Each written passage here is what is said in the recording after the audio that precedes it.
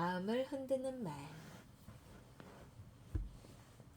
일상 안에서 마음을 흔드는 말을 들을 때가 종종 있다. 누가 너 싫어한대. 누가 너 좋아한대. 누가 너에게 큰일을 맡긴대. 누가 너에게 큰 자리를 준대. 등등. 이런 말을 들으면 우리의 마음은 크게 요동친다. 그리고 이 말들의 사실 여부를 따지기 위해 말한 사람을 다그치기도 하고 어르기로 해서 그 말을 확정받으려 한다. 그런데 나에게 발생한 일을 마주하는 데 있어서 생각하지 않고 바로 행동을 하게 되면 그 일들 안에 숨겨진 의미를 알지 못하게 된다. 이것은 자칫 사건에 나 자신을 매몰시켜 그 안에서 나오지 못하게 된다. 그럼 신앙인인 우리는 어떻게 해야 할까? 이야기를 들었을 때 직접적인 뜻을 생각하려 하기보다는 그 이면에 숨겨진 뜻을 주님과 함께 곰곰이 생각해야 한다. 이 모습을 오늘 복음에 나온 선모님은 몸소 실천하셨다. 예수님이 탄생하시던 날 밤 목자들이 와서 전한 이야기에 사람들이 놀랐다고 복음은 전한다. 목자들이 무슨 말을 했을까? 추측해보면 당신의 아들은 세상을 구원할 왕이라고 합니다. 하느님이 보내신 대예언자입니다. 한번 이렇게 생각해 볼 수 있다. 산부인과에서 자녀를 출산했는데 갑자기 청소하는 아주머니께서 들어오셔서 당신의 자녀는 장차 큰 대통령이 될 것이요. 세상을 뒤흔들 사람이 될 것이요.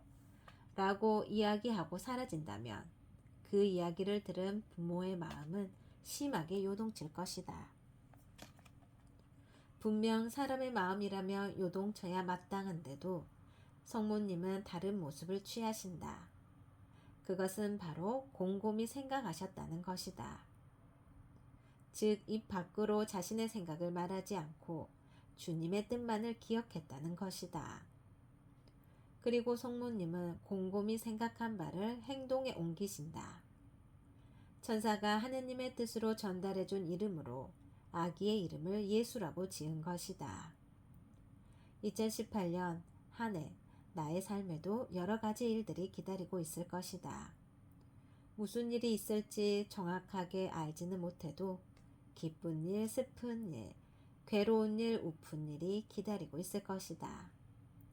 이런 일들이 다가왔을 때 쉽게 마음을 동요하여 하느님을 탓하고 원망할 대상으로 여기지 않기를 청해본다.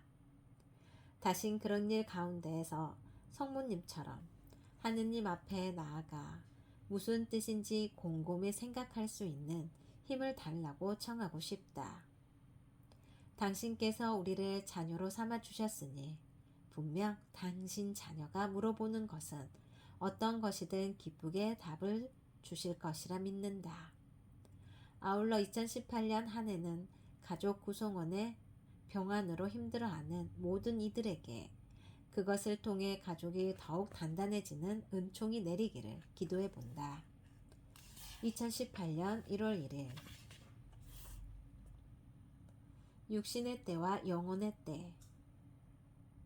한 달에 한 번 목욕탕에 가나? 일주일에 한 번 목욕탕에 가나? 하루에 한 번 목욕탕에 가나? 때는 똑같이 나온다. 밀고 밀고 또 밀어도 때는 똑같이 나온다. 그럼 때를 밀지 말아야 하나? 안 밀면 찝찝하고 밀면 개운하다. 그럼 매일 밀어도 나오는 거니 안 밀 거야 해도 어느 날 피부병이 생겨 할 수 없이 밀면 때 미는 것이 너무 아프고 힘들다. 고해성사도 이와 같다. 죄를 짓지 않는다면 몰라도 육신이 함께 있는 영혼에도 때가 나온다. 하루를 살아도 일주일을 살아도 1년을 살아도 죄라는 때는 항상 나온다. 그럼 이렇게 매일 나오는데 뭐하러 자주 보나? 1년에 한 번만 보면 되지. 그럼 내 영혼에 병이 생겨 삶이 뒤죽박죽이 되는 순간에 몰아서 보기가 더 힘들어진다. 한 달에 한 번 육신의 때를 밀듯 한 달에 한 번 영혼의 때를 밀자.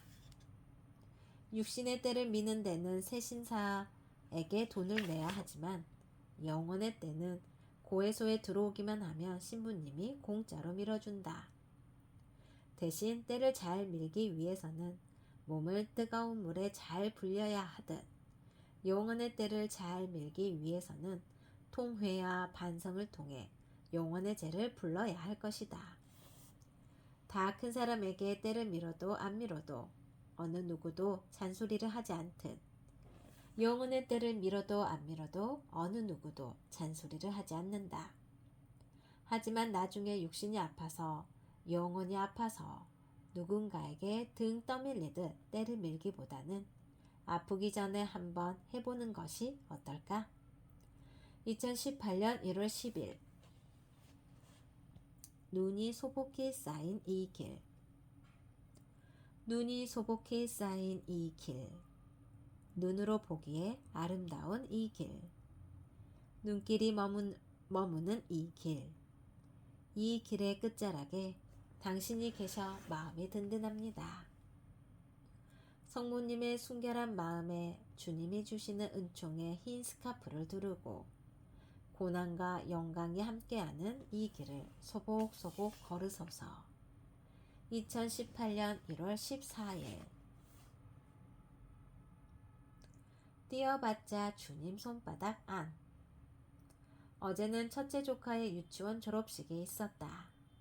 가족들 모두 첫째의 졸업식 축하를 위해 유치원에 갔다. 어머니는 출발 전에 아이들이 긴 졸업식에 출출해 할지 모른다며 감을 깎아 통에 담아서 가져오셨다. 첫째는 졸업식장으로 들어갔고 둘째와 셋째 그리고 어머니와 아버지는 졸업식을 보고 있었다. 시간이 흐르자 둘째는 배가 고프다며 징징거렸다. 어머니는 그 모습을 보고 감을 꺼내 둘째에게 주었다. 둘째는 하나를 먹고는 또 하나를 달라고 했다. 자꾸 감을 먹다 보면 점심을 먹지 못할 것 같아서 안 된다고 했더니 알겠다고 자리로 갔다가 다시 감이 있는 가방 주위를 서성거렸다. 나는 둘째에게 감 먹고 싶어서 온 거야? 하고 물어봤다. 나의 말에 둘째는 아니요, 그냥 감이 잘 있는지 보려고요 하며 자리로 돌아갔다. 그렇게 서너 번 무엇을 원하는지 나는 아는데 자신은 아니라고 하는 둘째의 모습이 귀여워서 감을 전부 다 줬다. 둘째는 감을 받고는 폴짝폴짝 뛰면서 자리로 갔다. 서유기에 보면 뛰어봐야 부처님 손바닥 아니라는 말이 있다. 하느님께서는 우리가 무엇을 원하는지 어떤 생각이 있는지 다 알고 계신다. 하지만 우리는 이것까지는 하느님이 모르시겠지. 이거는 될 거야 하며 순간을 모면하려고 할 때가 있다. 하지만 하느님이 허락하시는 것이 아니라 지켜보고 계시다는 것을 잊지 말아야 한다.